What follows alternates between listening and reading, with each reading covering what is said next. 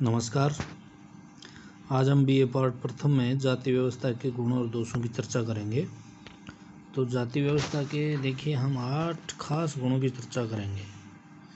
जाति व्यवस्था में सबसे पहले जो मजूमदार महोदय ने कहा है कि जाति व्यवस्था सामाजिक सुरक्षा का एक आधार है जो व्यक्ति को रोजगार, आवास और विवाह से संबंधित सुरक्षा प्रदान करती है। तो आपको मालूम ही है कि एक सुनिश्चित रोजगार होता है, अपनी ही जाति में विवाह कर सकता है तो एक दायरा भी सीमित हो जाता है। तो किसी जाति विशेष में जो है लड़कियों की संख्या की कमी अथवा लड़कों की संख्या की अधिकता ऐसा कुछ नहीं हो पाता है। दूसरा जो है जाति व्यवस्था एक ही जाति के सदस्यों में सद्भावना और सहयोग की भावना विकसित करती है, निर्धनता और जरूरतमंदों की सहायता करती है। और जजमानी व्यवस्था है तो इस प्रथा द्वारा सभी जाति समूह की परस्पर निर्भरता में वृद्धि करता है। जजमानी व्यवस्था में क्या होता है, दो जातियाँ परस्पर संबंधित होती हैं, बल्कि मुझे कहना चाहिए कि दो परिवार आपस में संबंधित होते हैं, जिसमें एक सेवादाता होता है जिसको कमीन कहा जाता है और जो सेवा प्राप्त करता है वो जजमान कहलाता है। तो ये जजमान और कमीन का संबंध होता है, ये गांव में आज भी देखने को मिलता है। ये जजमानी व्यवस्था जातियों को परस्पर संबंधित करती है, यानी एकता उत्पन्न करती है।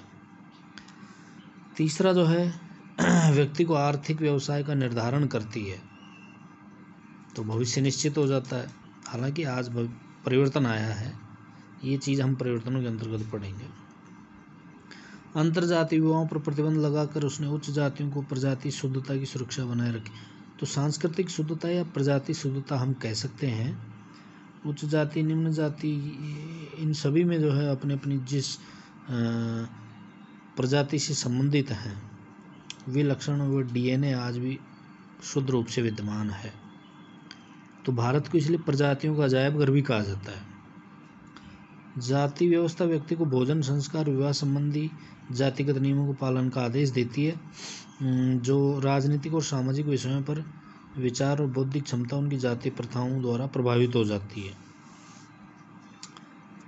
अगला जो है इसका गुण है, खास है ये कि वर्ग संघर्ष की वृद्धि किए बिना ये वर्ग चेतना को विकास करती है। आपस में स्ट्रगल नहीं होता, संघर्ष नहीं होता, टकराव नहीं होता।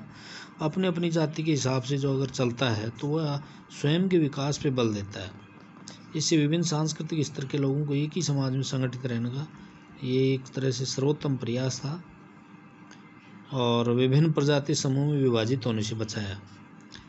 अगला जो है ये सामाजिक जीवन के लिए आवश्यक विभिन्न कार्यों, शिक्षा, शासन, घरेलू सेवा आदि का प्रबंध धार्मिक विश्वास, कर्म सिद्धांत में विश्वास की संपुष्टि करता है, जिससे कार्यों के विषय विभाजन भी संसार का दैवीय विधान समझकर स्वीकार कर लिया जाता है। यानी एक प्रकार से कार्य का विभाजन हो जाता है। अगला जो है जाति व्यवस्था में जाति प्रथा, विश्वास, कौशल, व्यवहार और व्यापारिक रहस्यों को एक पीढ़ी से दूसरी पीढ़ी को हस्तांतरित करती है। जैसे व्यापारी लोग हैं तो वे अपनी पीढ़ी दर पीढ़ी, सुनार है तो वो अपनी पीढ़ी दर पीढ़ी अपनी कौशल को संचारित करता है। इसी तरीके से हम कह सकते हैं सुथार है या मटके बनाने वाला कुम्हार है, तो ये पीढ़ी दर पीढ़ी अपनी कुशलता इनमें जो है चलती रहती है। अगला है सामाजिक जीवन को राजनीतिक जीवन से पृथक रखकर अपनी स्वतंत्रता को राजनीतिक प्रभावों से मुक्त रखता है। तो दैनिक जीवन में देखिए हम देख सकते हैं कि भारत में राजनीतिक प्रभाव इतना ज़्यादा नहीं है जितना कि जातिगत प्रभाव है। तो कहीं ना कहीं ये जो विभाजन है ये रुक पाता है। अगला जो टॉपिक हम पढ़ेंगे जाति व्यवस्था के दोष।